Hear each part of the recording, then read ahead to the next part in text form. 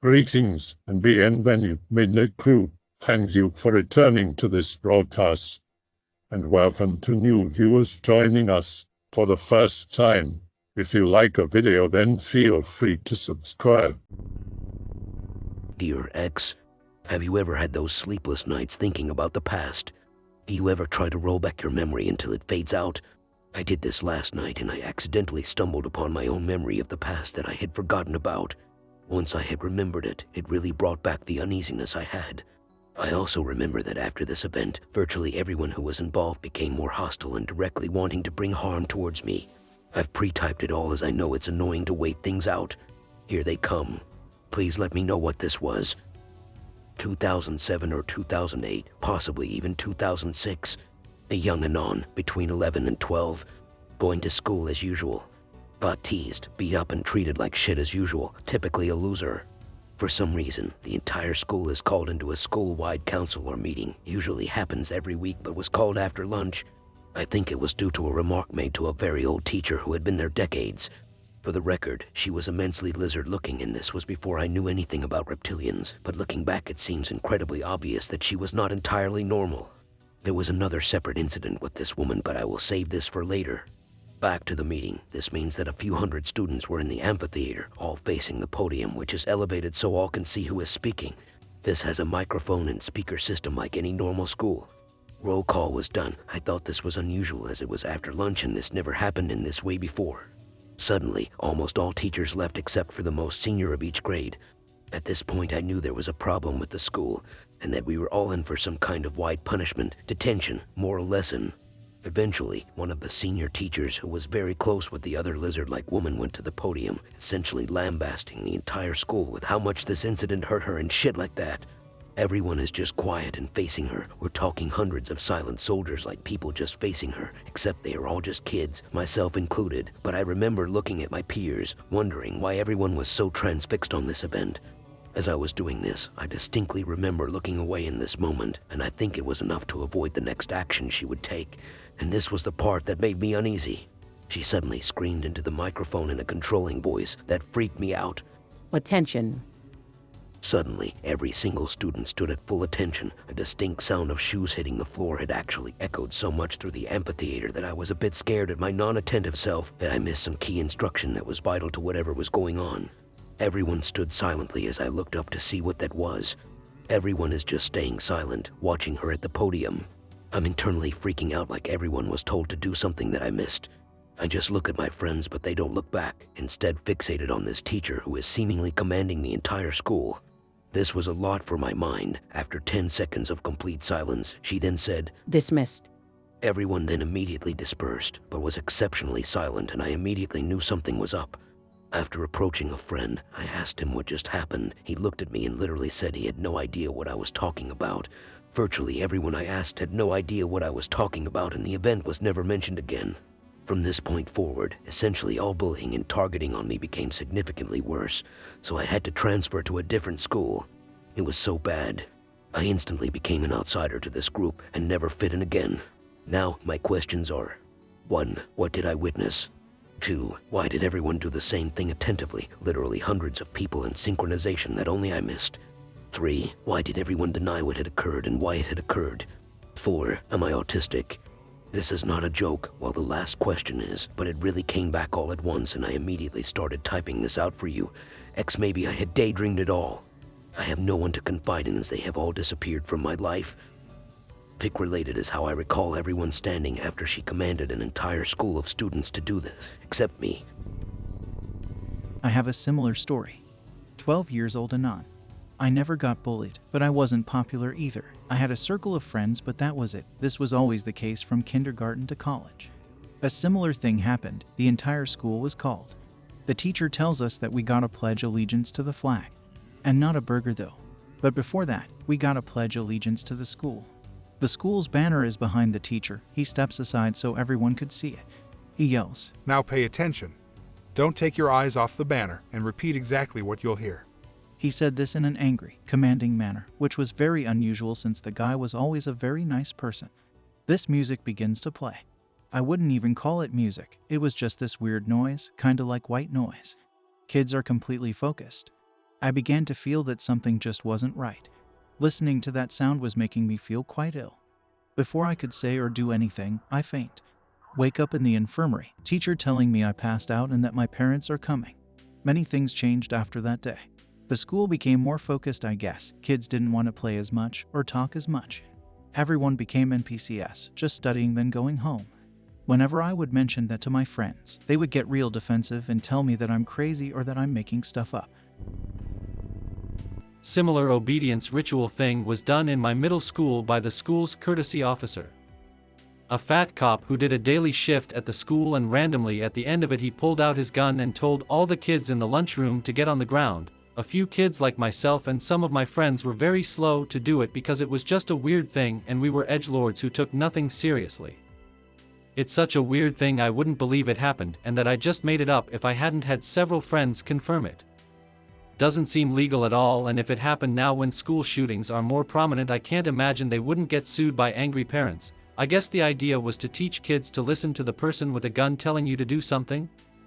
Obedience. As I mentioned, I was looking down at the time because my mind trailed off and I was just looking around casually. However, she had a reputation for being exceptionally tough. I had her shortly before this incident as a teacher, and she became infuriated with the class for something I can't remember. After this event, a few hours later after lunchtime, the entire school was called in, almost like she gave the order to do something.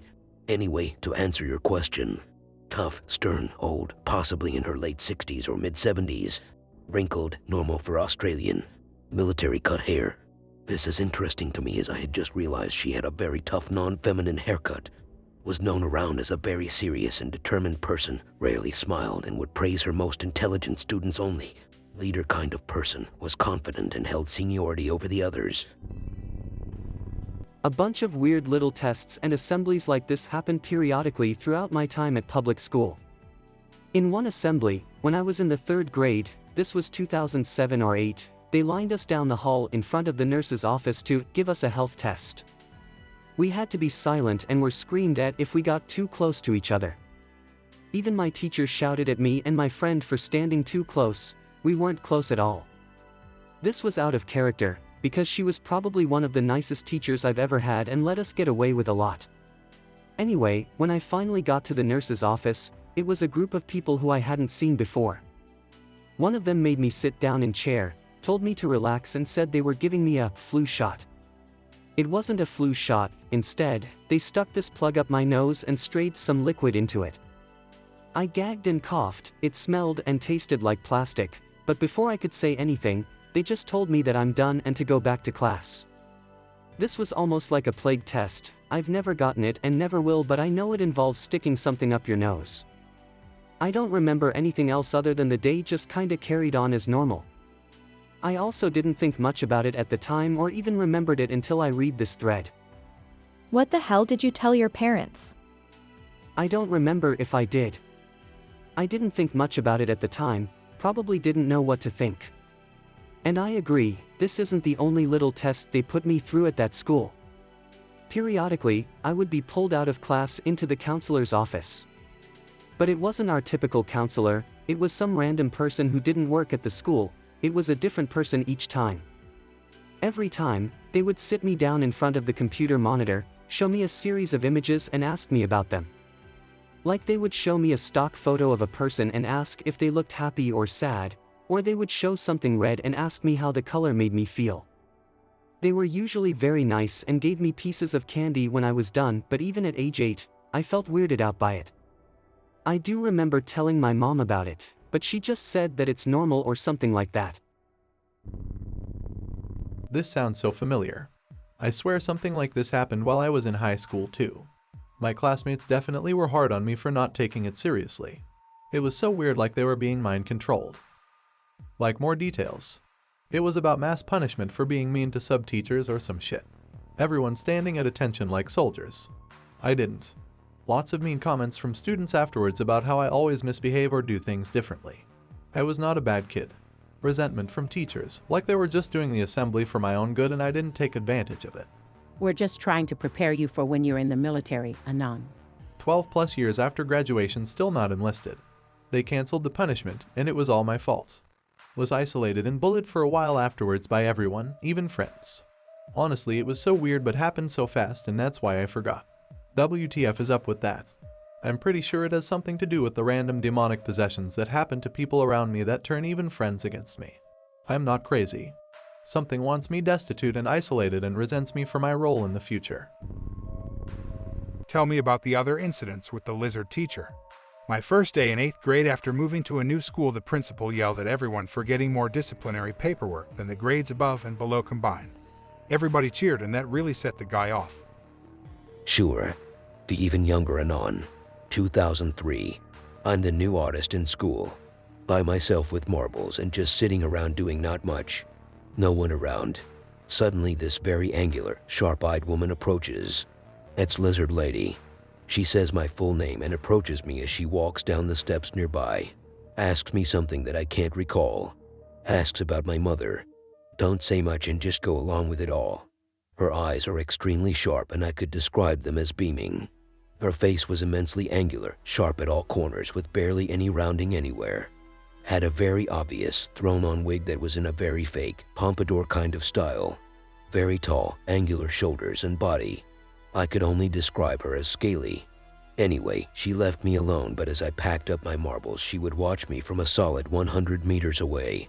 At least in my eyes, without really doing anything other than just standing there. I walked away and didn't look back. That was my only direct encounter with her. The next significant event was a few years later, taking us to OP Post, where I described her as such.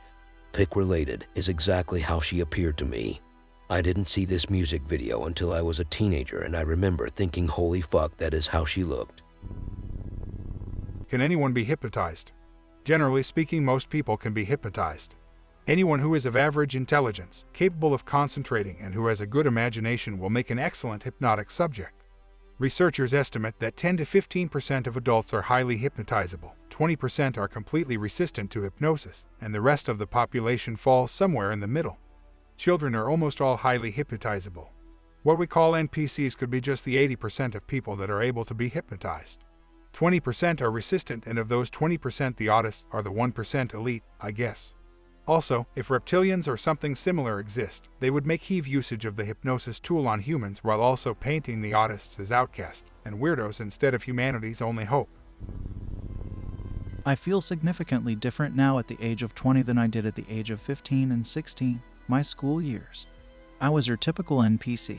I prefer the term soulless husk though, and was uncomfortable with anything outside of the norm, in a non-autistic way, and I was like this all the way until college, where I accidentally put myself into trances during my daily commute. The same playlist, every day with a few days off on the same bus route that took the same amount of time. It was meditative, and I started to see through a lot of the bullshit I was fed and believed up until that point. It was scary having these thoughts, but I just started to embrace them as I couldn't fight the stress it was causing me in my mind. I wasn't soulless, and I don't believe anybody else is either. I think we've been socially conditioned from birth with TV and the media, and more recently the internet. What I'm saying, Anon, is I was one of your classmates and something is up with them. You can try to change them though, but it's pretty hard. Remember when all the boomers started doing country line dancing in the 1990s? They all simultaneously decided independently that they were now devoted enthusiasts of country line dancing, somewhere back in the 1990s. Dancing mania, also known as dancing plague, choreomania, St. John's dance, and St. Vitus dance, was a social phenomenon that occurred primarily in mainland Europe between the 14th and 17th centuries. It involved groups of people dancing erratically, sometimes thousands at a time. The mania affected men, women, and children who danced until they collapsed from exhaustion. Affecting thousands of people across several centuries, dancing mania was not an isolated event and was well documented in contemporary reports. It was nevertheless poorly understood, and remedies were based on guesswork. Often musicians accompanied dancers due to a belief that music would treat the mania, but this tactic sometimes backfired by encouraging more to join in. There is no consensus among modern-day scholars as to the cause of dancing mania. The earliest known outbreak of dancing mania occurred in the 7th century, and it reappeared many times across Europe until about the 17th century, when it stopped abruptly. One of the earliest known incidents occurred sometime in the 1020s in Bernburg, where 18 peasants began singing and dancing around a church, disturbing a Christmas Eve service. In his research into social phenomena, author Robert Bartholomew notes that contemporary sources record that participants often did not reside where the dancing took place. Such people would travel from place to place, and others would join them along the way. With them they brought customs and behavior that were strange to the local people. Participants demonstrated odd reactions to the color red. In A History of Madness in 16th Century Germany, Medelfort notes they could not perceive the color red at all, and Bartholomew reports it was said that dancers could not stand the color red, often becoming violent on seeing it. In Italy, a similar phenomenon was tarantism, in which the victims were said to have been poisoned by a tarantula or scorpion. Its earliest known outbreak was in the 13th century, and the only antidote known was to dance to particular music to separate the venom from the blood. It occurred only in the summer months. As with dancing mania, people would suddenly begin to dance, sometimes affected by a perceived bite or sting, and were joined by others, who believed the venom from their own old bites was reactivated by the heat or the music. Went to an event and had live hypnosis. Knew it was bullshit but elected myself to go up and try and embarrass this supposedly famous hypnosis guy. He tries to do some shit to me, other people go under and fall into his grasp to do stupid shit. Everyone laughs at him. He comes up to me. I just send this negative energy to him when he puts his hands on me. He taps my shoulder and asks me to step off the stage. Moves on to next person and they go with it. Am I really that resistant? You just reminded me of this and it really goes with my original post. I hope that you enjoyed tonight's broadcast. If you enjoyed tonight's story, then please subscribe to the channel, as more green texts will appear daily. A new broadcast will appear when the clock strikes midnight Central Time.